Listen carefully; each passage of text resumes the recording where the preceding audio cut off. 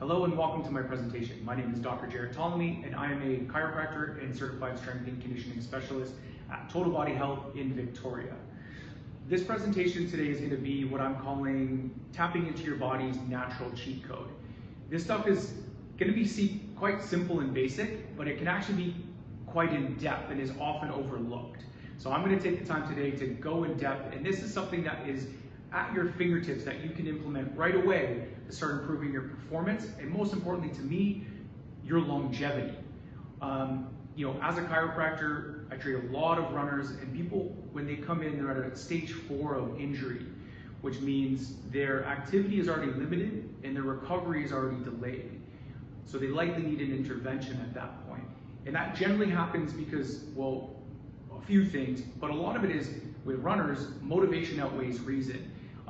You're not taking the cues from your body and listening to your body as you continue to run, and so you continue to push through, leading to injury. And really all an injury is when tissue breakdown exceeds tissue regeneration. And there's a lot of contributing factors that come into play. Poor technique, you're aberrantly stressing some tissues more than you normally would. That tissue breaks down more than other tissues and doesn't get a chance to resolve, and you're left with an injury.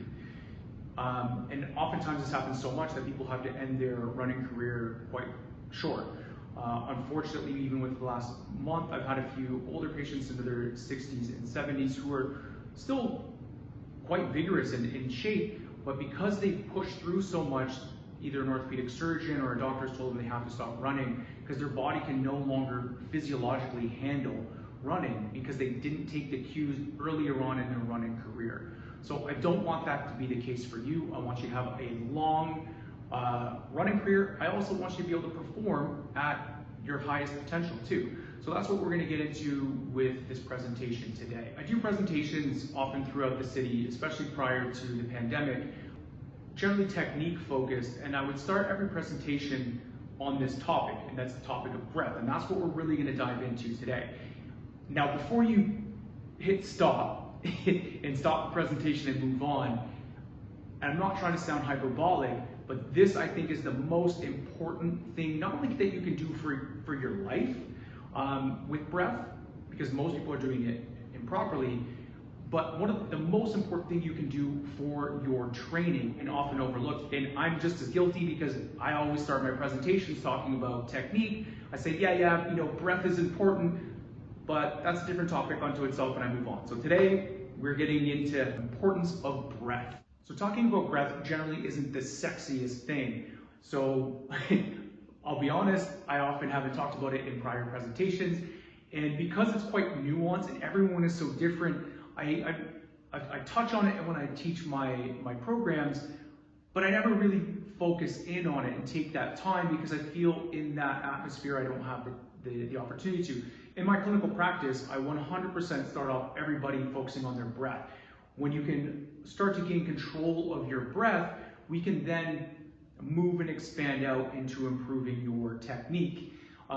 Because if you're still breathing inappropriately or dysfunctionally, that's going to follow you wherever you go, despite maybe your technique improving.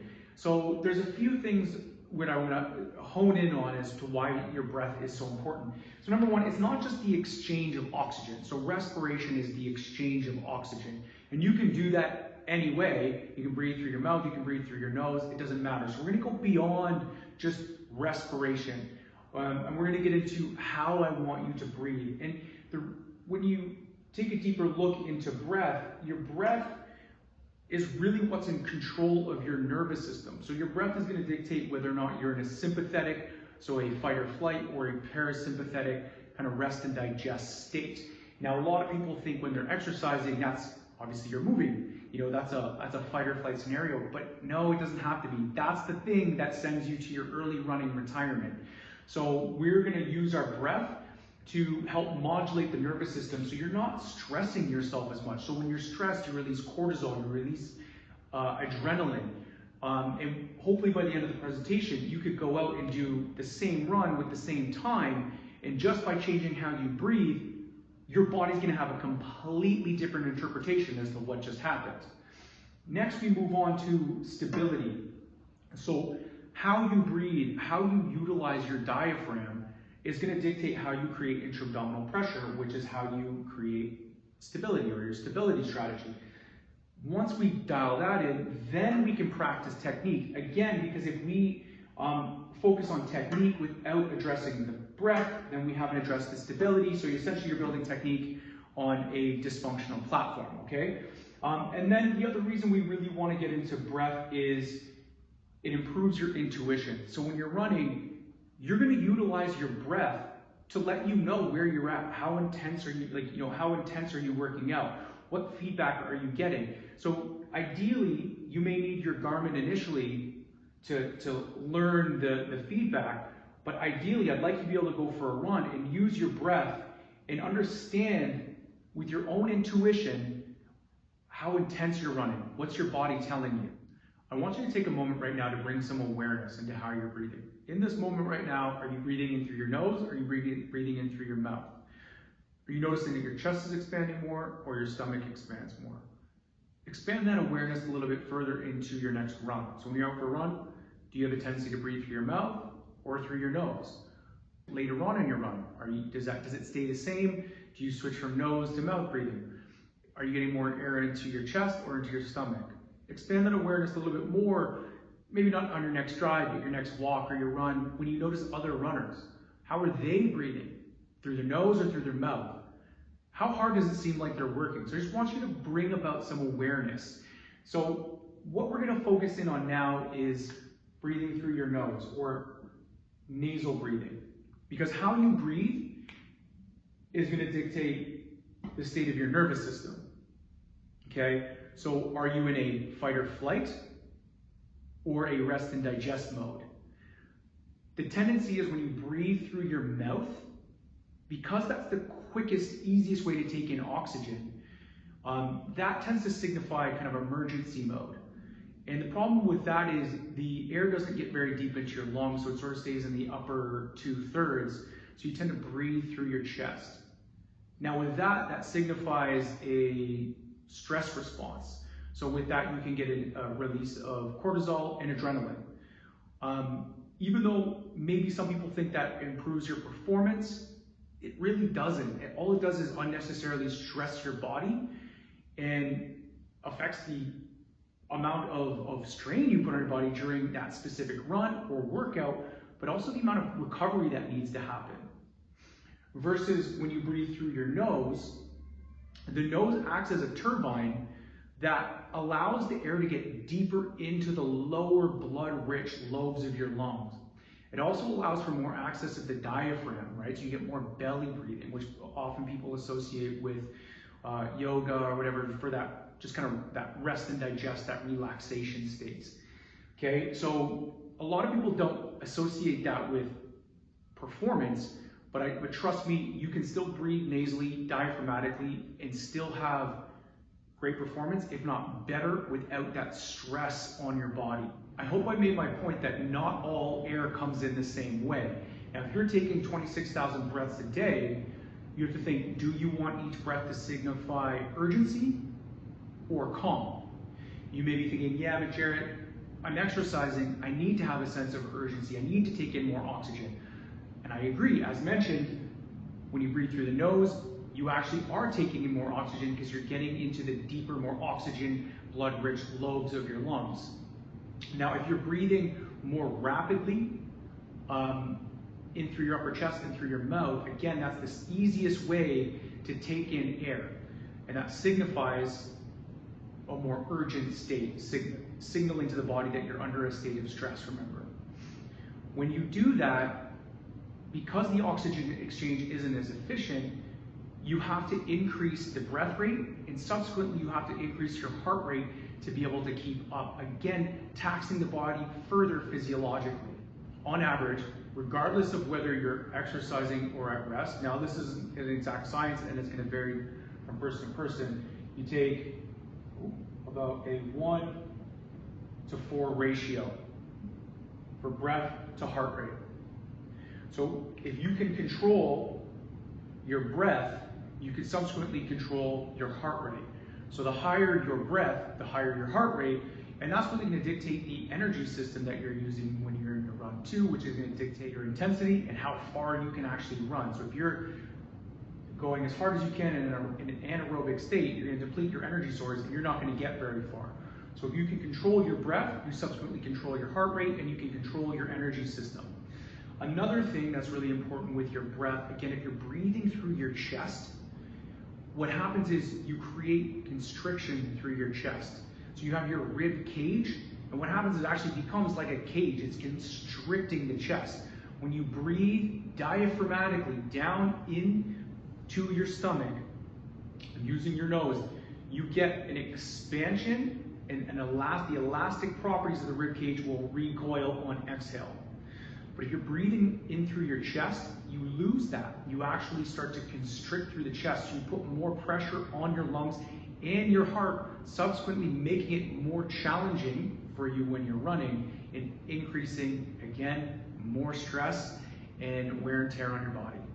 I hope by now I've convinced you to the importance of nasal and diaphragmatic breathing over mouth and apical breathing.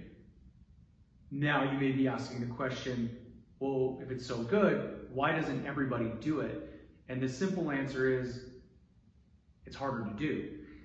Maybe not during the day, and that's what I recommend people do, is just through the day, bring that awareness, breathing in through your nose, expanding through your diaphragm, to the point where hopefully it becomes second nature, because if the only time you're thinking about it is when you're running, it's gonna be a lot harder. So bring that awareness through the day. But when you start implementing it into your run, it's going to be very challenging. You're not going to be able to run as fast as you used to. And I think that's why most people don't do it, because they're like, I can't run as fast, so I'm not going to do this. So the only downfall is there is a bit of a reconditioning period, and that varies on the person. It could be 3 weeks, it could be 10 weeks, but it doesn't mean it's not worth it, because the results that you're going to have with that are going to be enormous. Not to mention what I brought up earlier with regards to just the decreased stress of your body, allowing you to have more longevity within this sport. So take that time to start throughout the day and commit to maybe making that change and implementing it into your next runs, even if it means you have to run a little bit slower. Generally, what I recommend is getting a breathe right strip, just to, most people will open up their nasal cavity, because it can be closed for a number of reasons, whether it's congestion, old broken nose, whatever. So that should open things up maybe about 30% and make the experience a little bit more pleasant for you. Here's another exercise I'd like you to try. You can either pause the video after I'm done explaining this to you and give it a shot, or do it after the presentation. But it's worthwhile to give it a go. So what you're gonna do is you're gonna cycle between taking 3 types of breaths. So you're gonna take 3 breaths in through the mouth, full and deep. So only through the mouth, out through the mouth, and you'll do that 3 times. Then you'll go in through the nose.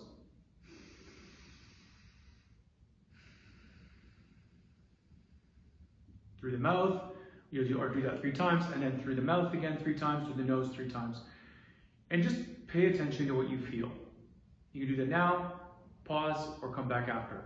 But what most people tend to say is when they breathe through the chest, it feels shorter. The breath feels more up through their chest. They may even notice that they feel lightheaded, and that has to do with the oxygen, generally hyperoxygenation. When people breathe through their nose, it takes longer, it feels deeper, and they even feel calmer. So those are just the common things. But I want you to try that out, play around, and some people even have trouble breathing through their nose and getting that breath into the belly. So just play around, start there, bring some awareness.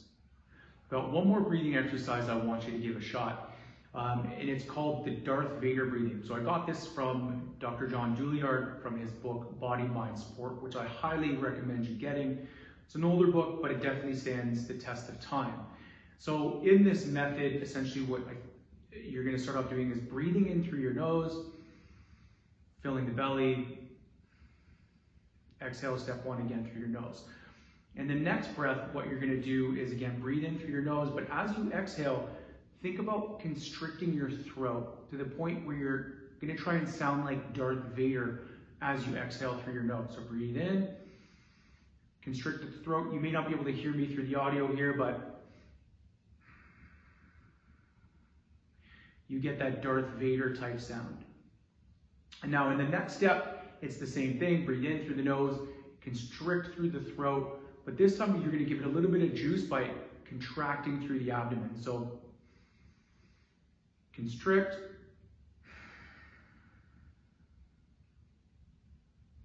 And you're going to practice that. So the more you can practice that in a controlled manner, the more you can bring that out and implement it during your run. And what I like about this exercise is when I have people often focus on expanding through their stomach and on their diaphragm, they don't quite have that connection. So by breathing through your nose and creating that Darth Vader breath, it takes that thought away from here, because in order to create that Darth Vader sound, you actually have to breathe deep in through your diaphragm. So by focusing on that, I find people naturally just do that anyway. And you'll notice that if you breathe through your chest and try to do the same thing, you can't do it. You're not deep enough to create that sound. Especially if you breathe in through the mouth, try and do it, you can't. So by focusing on this and constricting the throat, you automatically start to breathe a bit better, and you work on just controlling the exhale. That's going to mimic how you would do it when you're running anyway. So I like this just as an exercise for you to practice, and it'll be easier for you to implement out on your run. I've gone over in quite a bit of detail the importance of how you breathe and its effect on the nervous system, specifically nasal breathing, and I hope I've convinced you at this point that you're going to make the switch to attempting nasal breathing if you aren't already. And now that's not to say that you can never breathe through your nose again or your mouth again. It's context specific. If the intensity's high enough, you're gonna have to breathe through your mouth. But what I notice is when most people are breathing through their mouth, they can easily condition themselves to be breathing through their nose. So there's a lot of room for improvement where you can improve on quality versus quantity, right? And the amount of breaths that you're taking. So again, focusing on that, and that's going to have an effect on just your stress, the energy system that you're at, and then overall the longevity that you're going to have in this sport. So we're going to shift gears now from breath on the nervous system and talk about how your breath affects your stability. So with stability, what I mean is probably in the same context of how most people think of like core training. So that's what I want you for now, just to think of stability. If you have a central point of stability, that's essentially going to dictate the position of your joints upstream and downstream. So it's very important. And if you don't have a good stability strategy, which is going to be dictated by how you breathe, so the orientation of your diaphragm in relation to your pelvic floor, that's going to affect your stability strategy. And if that's off, everything you do subsequently is going to be affected. So all your core training may not be as effective as you think. So if the stability strategy is off, you can't outplank your way to better stability, if you know what I mean. So I'll go into a little bit more detail on that. I want you to imagine a tin can. If you take that tin can and you try to crush it from top to bottom, it's going to be quite difficult. But if you open the can and try to do the same thing, you'll have much better luck. Now, what does that mean? It means that the pressure is doing the work, not the tin. And the human body is somewhat similar in how it creates pressure or intra-abdominal pressure for that stability. So if you imagine your diaphragm, as we talked about before, which is this flat parachute-shaped thing that goes downward when you breathe in, and what happens when you breathe in and it goes downward, it creates pressure that expands outward. Ideally, we want that pressure to be 360, and we'll get into this more. And you want the diaphragm also to be parallel to the pelvic floor. So when that happens, your abdominal wall or abdominal cavity creates the canister, your diaphragm creates the pressure. Now, unlike the Coke can, the body has the ability to create tension if that pressure isn't evenly distributed 360 degrees around. How you create pressure and the amount of pressure that you can create is very important, because unlike the tin can, the human body has the ability to compensate. And how it compensates is by increasing the tension in your muscles. So if you can't create a strong amount of intra-abdominal pressure and evenly distribute that throughout your abdominal cavity, the muscles of your low back or your hip flexors are going to start to tighten up. The hamstrings can tighten up, and you're going to have an upstream and downstream effect. your abdominal wall acts as a canister for the pressure. And ideally, you want that pressure to be evenly distributed. And that's where the orientation of your diaphragm comes into play. How you modulate that pressure is how much tension you create through the abdominal wall. And that's really going to be dependent on the activity that you're doing. So going for a run is going to require a different amount of tension than deadlifting 500 pounds. You want to be able to have that control context specific. Now, for example, a lot of yogis are really good at diaphragmatic breathing and they get a lot of breath and distension through their stomach. But what you'll often see is it just keeps going. So that canister just keeps expanding. So they don't have the tension to keep it contained, okay? Versus other people move around and just to pick up like a pencil off the ground, they brace so hard and create so much tension like they're about to deadlift 500 pounds. So that's not very context specific. So in one case, there's no tension at all. So even though you're breathing diaphragmatically, you're not encasing that pressure with tension. And then in the other case, a lot of people create too much tension and it actually affects the distribution of that pressure. And we'll get into that a little bit more. So there is an optimal way to achieve an appropriate stability strategy, and then there's obviously suboptimal ways. Now there's two strategies that are most common. One I talked about just leading up to this was creating too much tension before the pressure. So remember, we want pressure, then tension. What a lot of people do is they create tension, often through the upper abdominals, trapping that pressure so that the pressure can't get into the lower abdominals. So there's often hypotension, so less tension through the lower abdominals. And we call that an hourglass pattern.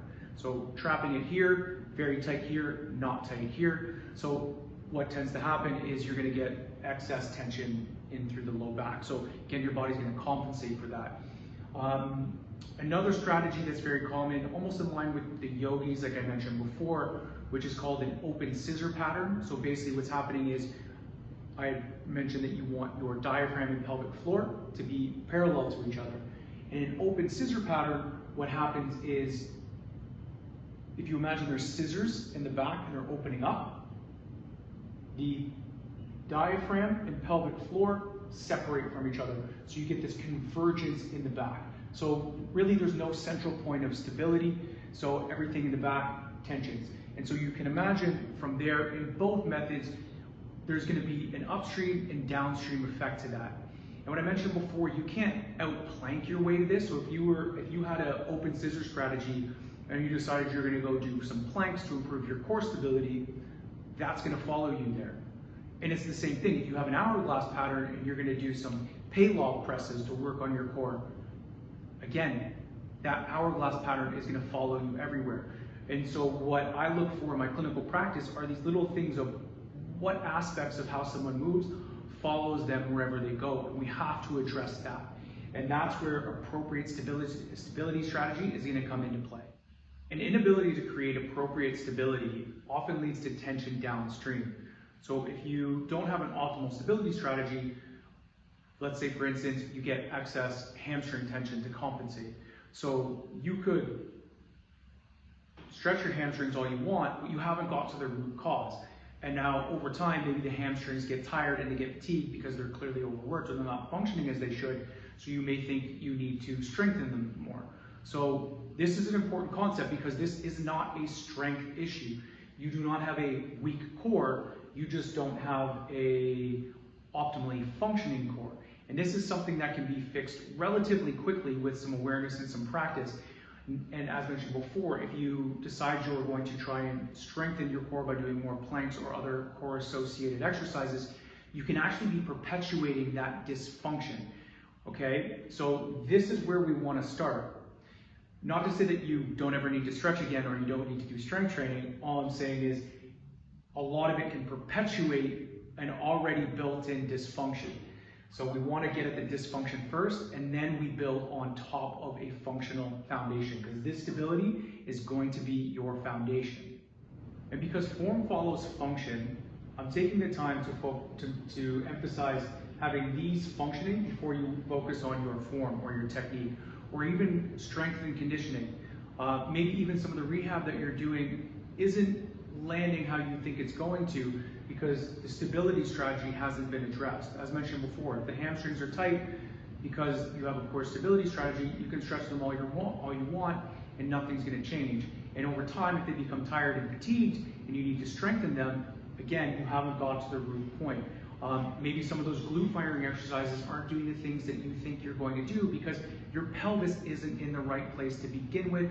It's not oriented with your diaphragm. Okay, so that's sort of what I'm talking about here. So we make sure this is functioning, then we work on form, then we work on strengthening, and then hopefully you don't really need the rehab exercises. You don't need to stretch. I'm not saying you don't have that, that's not important, but it doesn't become a dire thing. You do it more just as self-care. So in a second, we're gonna go in, I'm gonna show you some exercises that you can do on yourself and to try out and implement.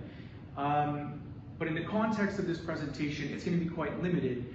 So I will direct you into the notes with this presentation to Dr. Maxwell's course, which is a brilliant course where he goes into way more detail, extrapolating on everything that I just talked about from a stability standpoint and progressing those in through different postures and movements. So I highly recommend you doing that.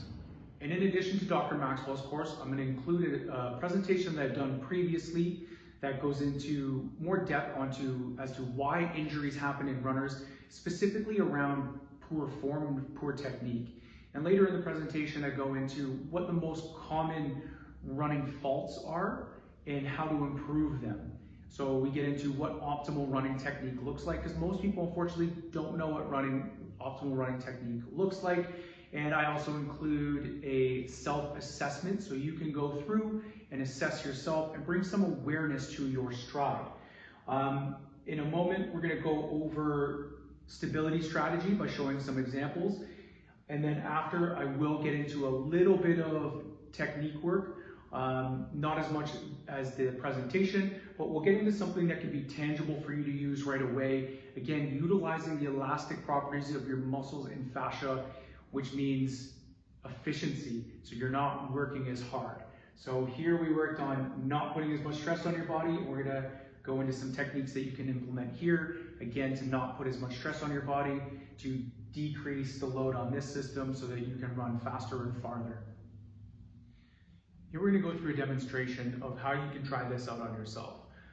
First, you wanna get on the ground, lay out a yoga mat, and if you have a yoga block or a pillow or something, put it on your head. In this case, Rachel has her bun that is propping her head up.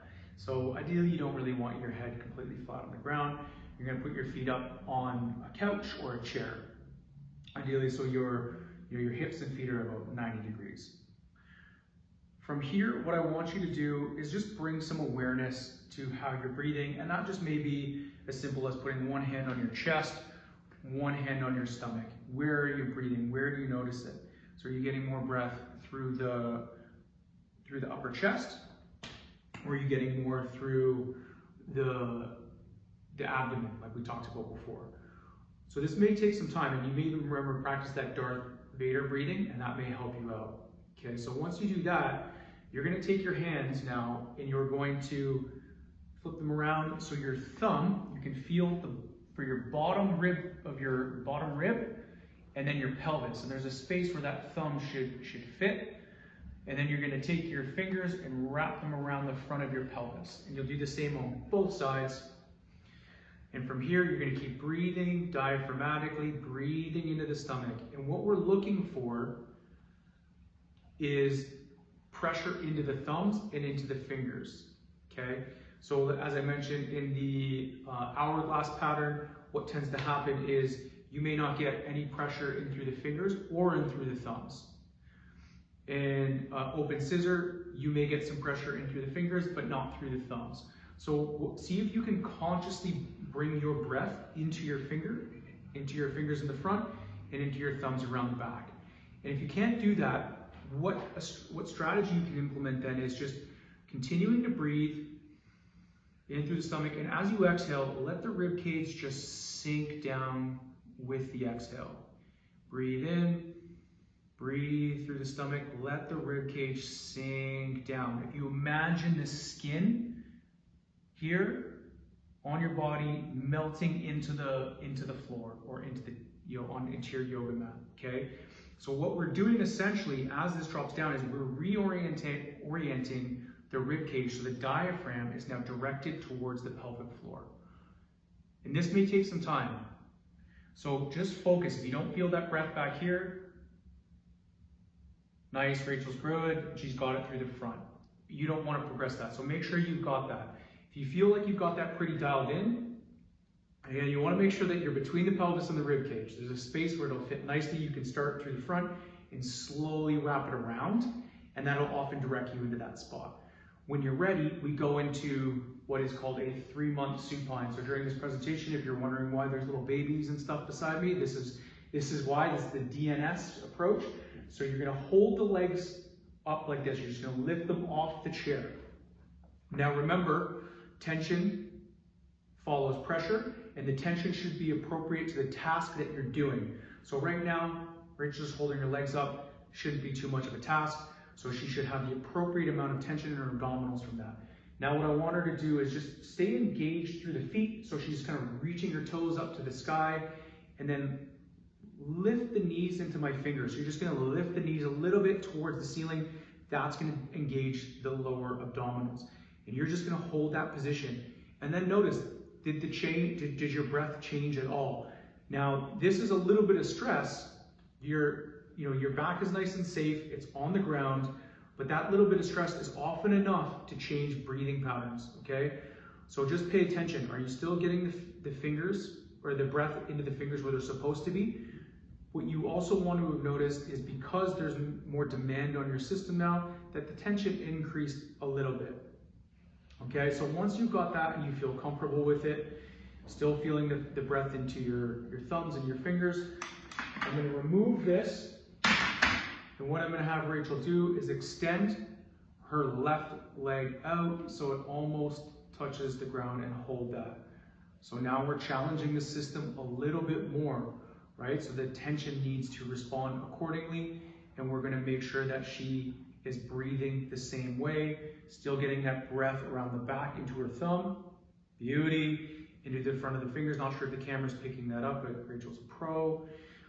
The tendency here is with this longer lever, it's going to want to pull the pelvis this way and flare at the ribs. Okay, so it's going to change the orientation. Good, and come on back up. Good, and we'll give Rachel a break. But what you'll notice when I do this for an assessment with people is they may start to shake. Okay, so they'll lose the stability specifically on the exhale. So if you notice that maybe you start to shake, focus on some of that Darth Vader breathing, focusing on exhaling through the nose. Okay, so what happens is when you exhale, the pressure changes because as the diaphragm comes back up, you lose a lot of that pressure. So you really have to practice modulating the diaphragm and that tension around that. Okay, so give that a shot, rewind it, come back to this and give that a whirl and see what you notice. Do both legs, maybe one side's harder than the other, but that's the assessment that you can do on your own. From there, you can do the typical dead bug thing where you can do a cross crawl. There's not a million, but there's a lot of different things you can do here, and Dr. Maxwell's course goes into way more depth with this. So we can hold this position, you can do a cross crawl pattern, extending, holding, you can even add some weight. So just to give an example. So you can try that on your own, practice that, and that's how you're gonna find the appropriate stability strategy by getting that pressure into that back quadrant here, into the lower abdominals. If you can do that, you can expand out and progress into more challenging exercises. I'll show you one really quick one, just to give you some context. Next, what we just did was very much beginner based. What we're gonna do is a little bit more advanced. Anyone can really do it, but what we're trying to do is progress the challenge onto your system or your body and see if you can still breathe appropriately.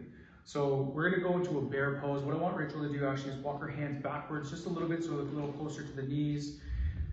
Good. In this quadruped position, initially, you're thinking of pulling a string at the top of the head, lengthening the distance from the base of the skull to the tailbone.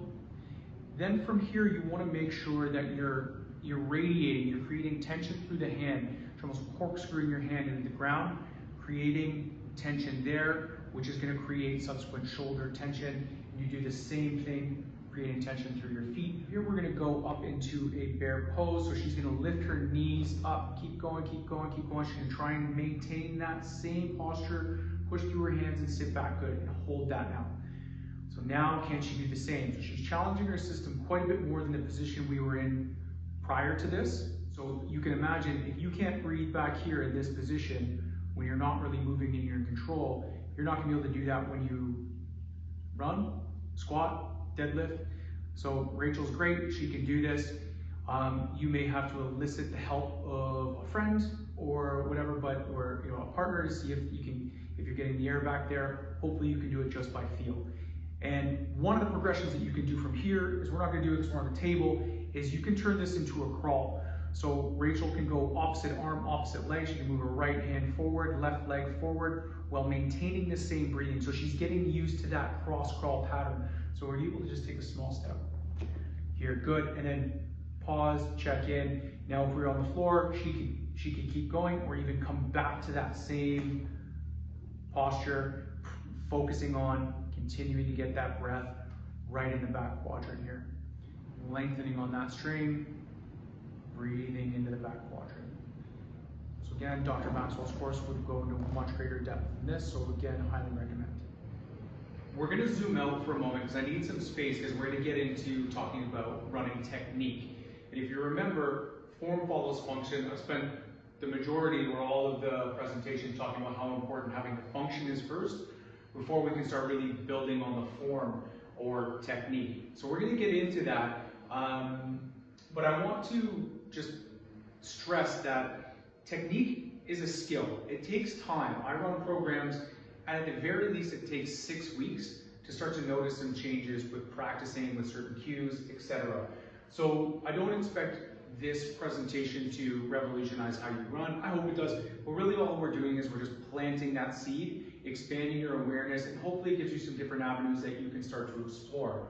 So with regards to technique, I do want to give you something that you can walk away with and start to implement and try and practice and bring some awareness around. And that's maybe around tapping into the elastic properties of your muscles and fascia. I've already talked about how the cheat code in which nasal breathing can offer you. Now we're going to talk about the cheat code of, obviously, proper technique, but the elastic properties of your muscle fascia. And elastic means, well, it's just going to recoil, so that's less work for you to do. I already talked about how your rib cage has elastic properties. So versus keeping it constricted, how it tends to open and expand in an elastic manner. So that's one thing we've already talked about. The next thing I want to get into is arm mechanics. So most people are like, arm mechanics, running is a lower body exercise, when really it's a full body exercise. So arms are so often overlooked. And arms are important because it's going to counterbalance the stuff that's going on below the waist, but it also can dictate what's going on with the legs. So I like to use the arms to set the pace. They set the cadence and they set the tone for your run. So if your arms are down here and you have a long pendulum, and it takes longer for you to go through an arm swing, what do you think is going to happen with the legs? So I get into way more detail in the presentation that I've mentioned, so I definitely recommend you get into that. It will give more context to this anyway, so go have a watch when you have time. But with the arms, you want to have it closer to your body, so you don't want a long moment arm, right? Shorter moment arm or levers move faster in space. And we'll get into how that does that with your legs too. But they move faster in space, so you can have a higher cadence here versus here. You also don't want to cross midline. So cue that I use is nip to hip. Okay, nipple to hip. So you're going nipple to hip. Keeping it nice and tight, and we don't want to cross the midline. The reason we want to cross the midline, again, force vectors going this way, which we don't want. We want force direct vectors going this way, the direction we're running in. But also you can't tap into the elastic properties of your shoulders, which we're going to get into, and you start to rotate. There's more of that in the previous presentation that I talked about, but in order to do that, you first have to have good posture. So you have to be upright, not slouched over. So assuming good posture. When you start to notice how people are running, also notice what's going on with their arms. You need 50% in the front, 50% in the back. Most people are 80% in the front. So if you're 80% in the front, you are not going to tap into the elastic properties of your muscles and fascia. So ideally, how you do that is you think of the cue, nip to hip, so nipple to hip, nip to hip. Think about holding, like I said, a drumsticks, and you're beating a drum. So you're not beating a drum like this, you're pounding on those big drums. So you're driving the drum down, or the drumsticks down toward the drum. So in essence, what you're doing is you're driving the elbow down and back. So it's going to swing backwards. And where the elastic properties come into play is it becomes effortless when the arm swings back forward. So you're thinking about beating down on that drum, driving the elbow down and back, getting good backside mechanics to the arm, and that will recoil back. If you're here, you're not going to tap into those elastic properties. Okay, so nip to hip, holding some drumsticks, pounding down on that drum. You can practice that, and you'll start to notice effortlessly the arms will start to swing forward. Now we're going to get into how you can tap into the elastic properties of your legs. And before we get into all that, I do want to go back to something I said with regards to the arms, and that is a pendulum is going to move faster in space when it's shorter versus when it's longer. So when you're running, we don't want this. You want to be able to get in this position because this is going to move faster in space than this. And this goes against how most people run, which is the shuffling technique. So why do most people shuffle? I think as people go out and run, generally when you get started, maybe you're out of shape, or you just haven't had the training. So the tendency is to shuffle because it seems more efficient. But in actuality, it's quite the opposite of efficient. You're actually making yourself work a lot harder.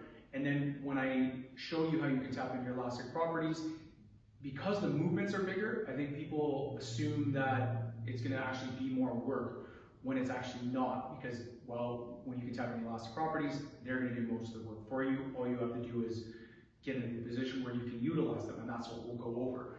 So just to double down on the pendulum and the shuffling. So most people tend to overstride, so they reach past their center of mass. Number one, they're going to slow themselves down, so they have to absorb all of that. So their muscles are going to work harder. So when your muscles work harder, you require more oxygen, so the heart's going to beat faster, and you may even breathe faster as well. Okay? Also more stress on your joints and ligaments and your tendons. So that's going to lead to more injury. In addition to that, when you overstride, the tendency is you have to push out further out the back. So now you're driving out the back harder because you just lost all this energy by overstriding and shuffling. When utilizing the elastic properties, what we're going to do is essentially generate most of the force before and during striking the ground, not waiting till we strike and then trying to generate that force behind us. So in order to do that, we need to get into a good position where we can strike the ground, and that's the figure 4 position. So there's varying degrees of figure 4. I like to think of it in terms of gears. So there is like a gear 1, gear 2, gear 3, gear 4. You're going to tap into those gears depending on how far you're going. Gear 1 is going to be maybe marathon, half marathon. Gear 2, 10K. Gear 3, 5K. And then 4, let's say sprinting. Okay? So the faster you're going, the closer the heel is going to come up to your butt. So now that we've gone over all that, let's talk about how you can get there. And how you get there, number one is you want to use your hamstrings to get you into the figure 4 position. So a good way to practice that is if you go against the wall and just have about, I don't know, like a 15-degree lean. Come up onto your toes and just slowly pull your heel up towards your butt. So you're tracing the ankle along the inside or stance leg. Most people either, when they think hamstring, they start kicking at the back like they're doing a hamstring curl. And even still, people pull from the hip flexor because that's what they're used to doing when they run. So You'll check in, am I in figure 4 position? No. So you gotta correct that. So when you do it, there's a bit of a pause. So check in, is my ankle beside my knee? Yes, okay, keep going. Is my ankle beside my knee? No, correct it, right? So you're checking in, going slow. When you feel like you got it, you can start to speed it up. What you'll notice is the faster you go, if I were to start going faster and trying to stop, I can't. Because the elastic properties are already wanting to drive my foot down into the ground. A progression from that is when you get more proficient at this, you can start speeding up the movement, like this. What I recommend is you're taking a tape on the ground, so you're landing at this in the same position every single time. Like this. Then if you want to get really advanced, you can do like a double tap, making sure the heel gets close to the butt every time. So that's just going to be a way that you can groove motor patterns to get you into that figure 4 position. Once you're in that figure 4 position, the next cue I'm going to go over is a step over. So it's a step over cue. Remember those pegs that I mentioned?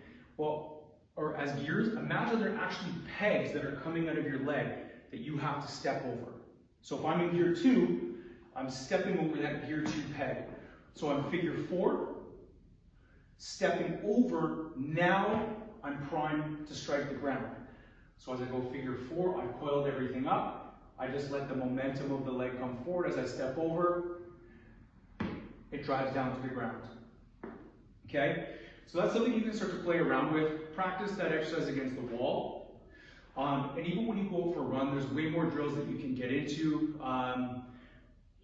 I'm not going to get into the details of that. I don't want to make this about drills. I just want you to bring that awareness so that when you're running, try and get into the figure 4 position, and then think of just stepping over and see how it feels when you strike the ground, and feel how effortless it is. And if it feels effortless, then you're tapping into the elastic properties.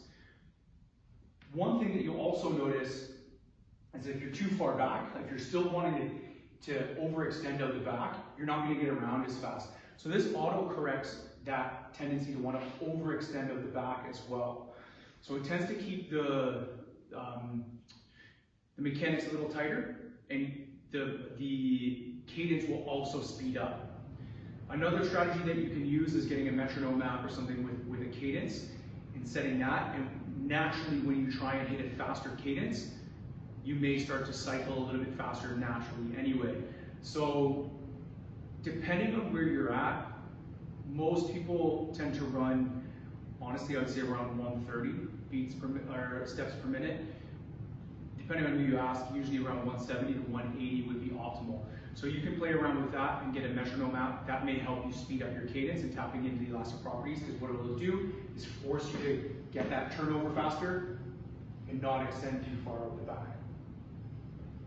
And to be clear, it's not just the hamstrings that are providing the elastic properties for the legs. Everything really is contributing, from your plantar fascia to the hip flexors to the calves, everything. I just like to use the hamstrings because when you think of using the hamstrings, it helps get people in that figure 4 position where the elastic properties are really utilized to the fullest. I want to finish off by summarizing everything that we've gone over and giving you some practical strategies on how to implement this so you can start practicing this right away. If you remember what I said before, form follows function. We went over in quite a bit of detail on how to optimize your functioning. So we start with nasal breathing. So is every breath you're taking signaling stress to your body or calm? Because if it's signaling stress, you're not going to be functioning so well. So we want to make sure that you're getting in a state of calm where your body's not fighting against itself unnecessarily. So we did talk about how nasal breathing initially is actually more difficult, and there's a acclimatization period or a reconditioning period, which is why I think most people don't do it, because when you try, it's actually difficult. So you default by just breathing in through your mouth and breathing in through your upper chest. But I hope by now I've convinced you that's not the way to go, and taking the time, which often can be about 3 weeks to 10 weeks, to recondition yourself to nasal breathing is going to be well worth it. We went over some strategies and some exercises that you could practice, which was 3 breaths in through the mouth, followed by 3 breaths in through the nose, and cycling through that a few times. So you can start to feel the difference, and maybe you can catch yourself doing it throughout the day. Another thing you're going to practice is the Darth Vader breath. So if you remember constricting through here and the stages that we went through, it's beneficial to practice this on your own before you go out on a run, because when you're out for a run, it's actually going to be more challenging. There's a lot more things going on. So you can practice that now, then start implementing it into your next run. Okay, so that's nasal breathing. Once you feel like that you've got that dialed in, you can start to focus on not only how you're breathing, but where you're breathing. So when you breathe, where does the breath go? So we talked about that 360 breath, embracing around that. That's something you can do right away, again, with some of the exercises we went over. If you want to go in more depth, I highly recommend Dr. Maxwell's course, which we'll link in the description. The beauty of that is, when you're running, it's hard to think of where the breath is going. So the best thing to do is to practice on your own through different postures, because the more you can integrate that into different postures, the more you can then integrate it into your run, and you don't have to think about it as much. So that's going to be beneficial. Another thing that I recommend is a Core 360 belt. So we sell these at Total Body. You can Google Core 360 belt and order some on your own. It's got these nubs essentially that are going to go where the fingers went when we were practicing the exercises. So this doesn't give you stability. It's not like a weight belt. But what it does do with the nubs is it gives you a kinesthetic cue of where to breathe. So when you're breathing, you want to breathe into those nubs. So it just brings awareness. I like to wear this when I work out and sometimes when I go for runs. So this is another really helpful tool to help with that awareness. So now that we've got the function dialed in, right? So we've talked about nasal breathing and the stability strategy. One more thing I'll add about so where you breathe, creating your stability strategy is, this is what creates your foundation. So if your stability strategy is off, you're going to have an unstable foundation. So anything you do subsequently, building fitness on top of it, building strength on top of it, is going to be on an unstable foundation. So it's worth the time to focus on your stability strategy. And it can be pretty simple. All it's a matter of is just focusing on where your breath is going. And that can help alleviate maybe a lot of other aches and pains and injuries that you have just by making a change here. So we focused in on function. Now we can move on to form, or your running technique. So in this presentation, I went over just some quick tips that you can on how to tap into elastic properties. For a deeper dive, again, link in the description, go to my past presentation where I go into a deeper dive on running mechanics and how to do a self-assessment on yourself, so you can bring some more awareness there. One thing I will say, if at the end, if you contact me, I'm happy to run maybe a running program where we can really get into the skill acquisition of form. So that's something I'm happy to do for you guys if there's enough interest. But for now, just play around with the exercises I gave you and the elastic properties. So if you go for a run, maybe just focus on how your arms are moving, right? So I gave the cue, hip to hip, and remember you're beating the drum, allowing the elastic properties to recoil the arm back forward. Then on another run, you can think about getting into that figure 4 position and stepping over, utilizing the elastic properties of your legs. And just play around with it. One thing I like to do specifically when I get tired is I like to have my arms dictate my cadence, and I just think about getting into that figure 4 position, and I let the elastic properties do the rest. Once you start working on that and that feels more comfortable, you can start to develop a more consistent cadence. And one thing I mentioned was getting a metronome app and maybe pushing your cadence a little bit further from what you're comfortable with. And what that'll do is increase your turnover, and that will help you tap into the elastic properties a little bit more. So once you feel like you're tapping into the elastic properties, maybe you're getting a more consistent cadence and a rhythm that isn't changing as much, then we can move on to the last phase here, where we tap into focusing more on your breath rate. And this goes into the very beginning of the presentation where I said we're going to focus on intuition, or being a more intuitive runner. So if you remember your breath rate, there's about a 1-to-4 ratio with your breath to heartbeat. So for every breath you're taking, roughly, this isn't an exact science, it's going to vary, you're getting about 4 heartbeats. So let's say if you can control your breath to, between 15 to 20 breaths with your run, you know where your heart rate's going to be. And the other correlation between your heart rate is it's going to have a strong impact on the energy system that you're in. So if your heartbeat is a lot faster, you're getting out of the aerobic zone and you're in an anaerobic state. So you're going to be burning more sugar, more glycogen, versus an aerobic state where you're going to be more fat burning. So the best way to get feedback, aside from looking at your garment, is to assess your breath. And if you have a consistent cadence, you can start counting the amount of steps that you get with each breath cycle.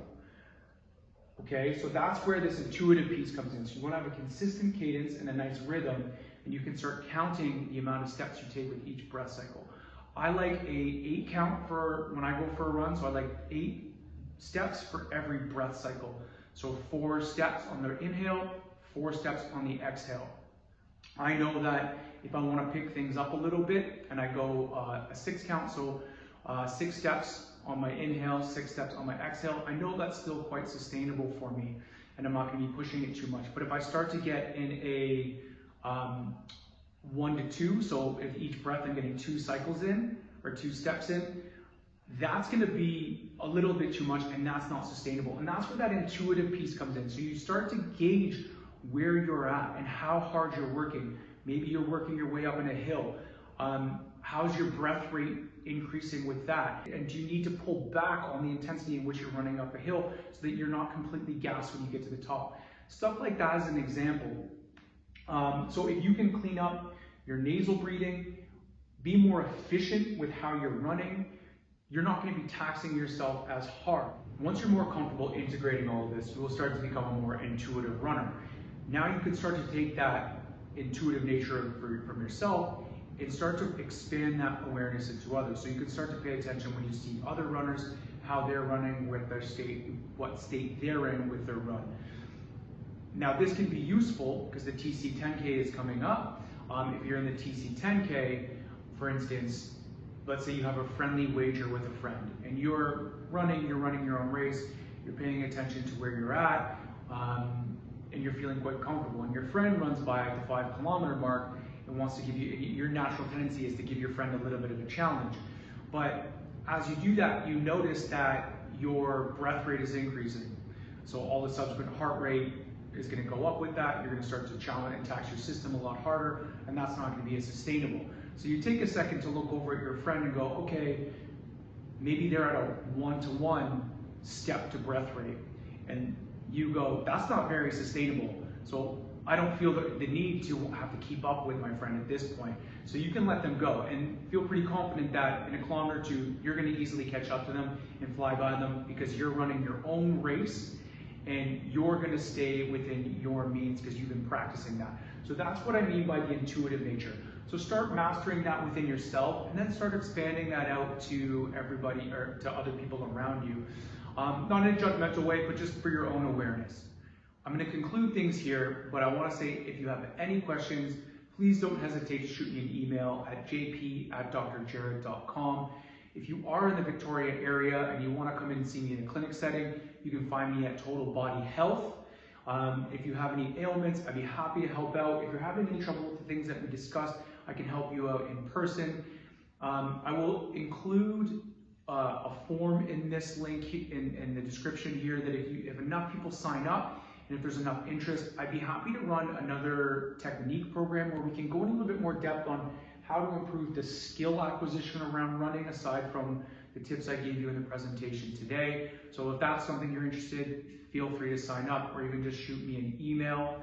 And from there, I hope this helps. I hope you can implement this into your training today or tomorrow. And again, we're in this for the long run, so don't be frustrated if it's going to take some time. I can promise you implementing this stuff will lengthen your career as a runner and it will reduce the amount of aches and pains along the way. So that's my goal for you. If you have any questions, please reach out. Thank you for this opportunity and I hope to see you soon.